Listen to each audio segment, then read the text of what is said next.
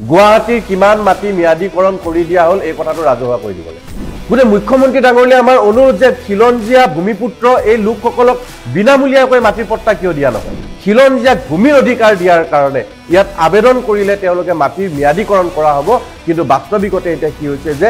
ইমান প্ৰিমিয়াম দিব লগা হোৱাৰ কাৰণে এতিয়া সাৰ্কল অফিচৰ পৰা মানুহ যাই চেণ্ডেল হৈ গৈছে এটা চৰকাৰে মাটিৰ পট্টা তেওঁলোকক দিব খুজিছে নে মাটি বিক্ৰী কৰিব খুজিছে চৰকাৰখনে ধাৰ লৈ আছে ঋণ লৈ আছে এতিয়া এনেদৰে ৰাজহ এই কাৰণে ল'বলগীয়া হৈছে নেকি যে চৰকাৰৰ হাতত ধন নাই গুৱাহাটীখনৰ সাৰাউণ্ডিঙত ভূমিপুত্ৰ যিসকল আমাৰ আছে আমাৰ কাৰ্বি ভাইসকল আছে ৰাভা ভাইসকল বড়ো ভাইসকল যে বিভিন্ন অঞ্চলত তেওঁলোকৰ বছৰ বছৰ ধৰি বাস কৰি অহা মাটি আছে তেওঁলোকে বছৰ বছৰ ধৰি সেই মাটিত বাস কৰি আছে কিন্তু তেওঁলোকৰ কি হৈছে কাগজে পত্ৰে মাটিখিনি ম্যাদীকৰণ হোৱা নাই বা তেওঁলোকৰ ওচৰত সেই পট্টাটো ম্যাদীকৰণৰ ডকুমেণ্টছখিনি তেওঁলোকৰ ওচৰত নাই চৰকাৰে যেতিয়াই ঘোষণা কৰিলে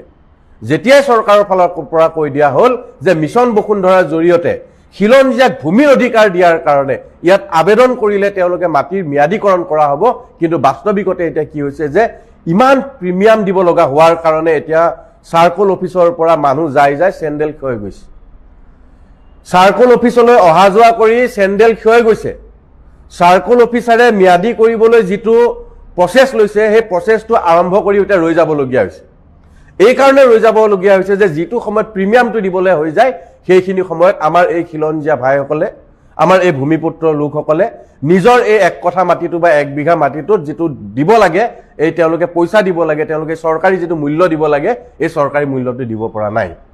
এটা চৰকাৰে মাটিৰ পট্টা তেওঁলোকক দিব খুজিছে নে মাটি বিক্ৰী কৰিব খুজিছে আমি আম আদমি পাৰ্টিয়ে আহ্বান জনাইছো যে মুখ্যমন্ত্ৰী ডাঙৰীয়াই যেনেদৰে কৈছে যে খিলঞ্জীয়া ভাই ভনীসকলক খিলঞ্জীয়া ভূমিপুত্ৰসকলক গুৱাহাটীত বসবাস কৰা লোকসকলক মাটিৰ তেওঁলোকে অধিকাৰ দিব ভাল কথা আদৰণীয় কথা এইটো যে বছৰ বছৰ ধৰি যিসকল ভূমিপুত্ৰ খিলঞ্জীয়া লোকে গুৱাহাটীত বাস কৰি আছে যাৰ মাটিৰ ডকুমেণ্টছ নাই যাক ম্যাদীকৰণ হোৱা নাই তেওঁলোকক ম্যাদীকৰণ কৰি দিবটো ভাল কথা কিন্তু এতিয়া মাটিৰ যিহেতুকে দামটো ইমান উচ্চ হৈ গ'ল গুৱাহাটীৰ মাটিৰ মূল্য ইমান উচ্চ দৰত হৈ গ'ল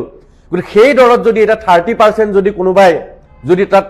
প্ৰিমিয়াম দিব লাগে কি দৰে পাতিব কাৰোবাৰ যদি চৰকাৰী মূল্য 1 কোটি টকা হৈছে তাত 30 লাখ টকা কেনেকৈ তেওঁলোকে পেমেন্ট কৰিব এটোটো অসম্ভৱ কথা আমাৰ হাতত এতিয়া এনেকুৱা ধৰণৰ খবৰ আহিছে যে আমি খবৰবিলাক পাইছো যে কাৰোবাৰ যদি 1 বিঘা মাটিত মানে ম্যাদীকৰণ কৰিবলৈ যাতে যদি 4 কোটি টকা প্ৰিমিয়াম হৈছে বা 1 কোটি টকা প্ৰিমিয়াম হৈছে তো প্ৰিমিয়াম দিব নোৱাৰা কাৰণে তাৰে আধা মাটি কোনোবা ব্যৱসায়িক কোনোবা বিল্ডাৰক কোনোবা ৰাজনৈতিক নেতাক তেওঁলোকে বিকিবলগীয়া হৈছে তেওঁলোকে সেই মাটিটো বিক্ৰী কৰিব আধা মাটি তেওঁলোকে বিক্ৰী কৰি দিব আৰু বিক্ৰী কৰি যি টকা পাব সেই টকাৰে নিজৰ মাটিখিনি ম্যাদী কৰি ল'ব গুটে মুখ্যমন্ত্ৰী ডাঙৰীয়া আমাৰ অনুৰোধ যে খিলঞ্জীয়া ভূমিপুত্ৰ এই লোকসকলক বিনামূলীয়াকৈ মাটিৰ পট্টা কিয় দিয়া নহয় বা এটা মিনিমাম মানুহৰ উপাৰ্জনৰ প্ৰতি লক্ষ্য ৰাখি জীৱন আৰু জীৱিকাৰ প্ৰতি লক্ষ্য ৰাখি যি এটা মিনিমাম কিবা নিৰ্ধাৰণ কৰি দিয়ক যে যাতে গুৱাহাটীৰ এই খিলঞ্জীয়া লোকসকলক যদি আপুনি ইমান ব্যয়বহুল এটা ধুনীয়া আঁচনি এটা লৈছেই তেতিয়া আঁচনিটোৰ মূল যিটো উদ্দেশ্য সেই উদ্দেশ্যটো কেনেকৈ ফলৱৰ্তী হ'ব এটা ফলপ্ৰসূটো হোৱা নাই চৰকাৰে আমি দেখিছো যে মাহে মাহে ধাৰ লৈ আছে চৰকাৰখনে ধাৰ লৈ আছে ঋণ লৈ আছে এতিয়া এনেদৰে ৰাজহ এই কাৰণে ল'বলগীয়া হৈছে নেকি যে চৰকাৰৰ হাতত ধন নাই চৰকাৰৰ হাতত ধন নাই কাৰণে এই যে ম্যাদীকৰণৰ নামত ইমান উচ্চ হাৰত প্ৰিমিয়াম লৈ লোকক যে ম্যাদীকৰণ দিব মানে এক প্ৰকাৰ বিক্ৰী কৰিবলৈ ওলাইছে মাটি গতিকে এই টকাৰে চৰকাৰ চলাবৰ কাৰণে ধন আহৰণ কৰিব বিচাৰিছে নেকি বা ধন সংগ্ৰহ কৰিব বিচাৰিছে নেকি গতিকে মুখ্যমন্ত্ৰী ডাঙৰীয়াক আমি অনুৰোধ জনাইছো আম আদমি পাৰ্টিৰ তৰফৰ পৰা আমি আহ্বান জনাইছো যে এই খিলঞ্জীয়া লোকসকলৰ মাটিৰ যিটো অধিকাৰ এই অধিকাৰ আপুনি বিনামূলীয়াকৈ প্ৰদান কৰক গুৱাহাটীৰ কিমান মাটি ম্যাদীকৰণ কৰি দিয়া হ'ল এই কথাটো ৰাজহুৱা কৰি দিব লাগে ম্যাদীকৰণ কৰাৰ বিনিময়ত কিমান ৰাজহ সংগ্ৰহ কৰিলে কিমান প্ৰিমিয়াম সংগ্ৰহ কৰিলে এই সংগ্ৰহ কৰা প্ৰিমিয়ামটো ৰাজহুৱা কৰি দিব লাগে সকলো কথাই বিজ্ঞাপন দিয়ে চৰকাৰে প্ৰকাশ কৰে চৰকাৰেটো প্ৰতিটো কথাই বিজ্ঞাপন দিয়ে গতিকে এই কথাটো বিজ্ঞাপন দি দিয়ক যে এখন তালিকা দি দিয়ক শ্বেতপত্ৰ প্ৰকাশ কৰি দিয়ক যে গুৱাহাটীত কিমান মানুহে মাটিৰ আবেদন জনাইছিলে কিমানক ম্যাদীকৰণ কৰি দিয়া হ'ল আৰু কিমান টকা ৰাজহ সংগ্ৰহ কৰিলে এই কথাটো কৰি দিব লাগে এতিয়া এনেকুৱা হৈছে যে ম্যাদীকৰণ কৰাৰ যেটো প্ৰসেস এই প্ৰসেসটো আগবাঢ়ি গুটে পেন্ডিং হৈ আছে সাৰ্কুল অফিস বিলাকত এই মাটিসমূহ কোনোবা বনিয়াই নিয়াৰ চক্ৰান্ত কৰিছে কাৰণ যিহেতুকে তেওঁলোকে উচ্চ হাৰত প্ৰিমিয়াম দিব পৰা নাই একাংশ বনিয়াই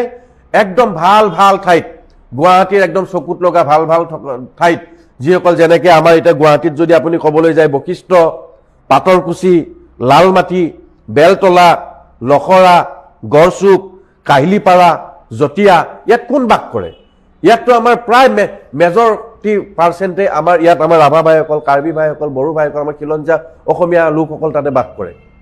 গৈ তেওঁলোকে প্ৰিমিয়াম দিব নোৱাৰি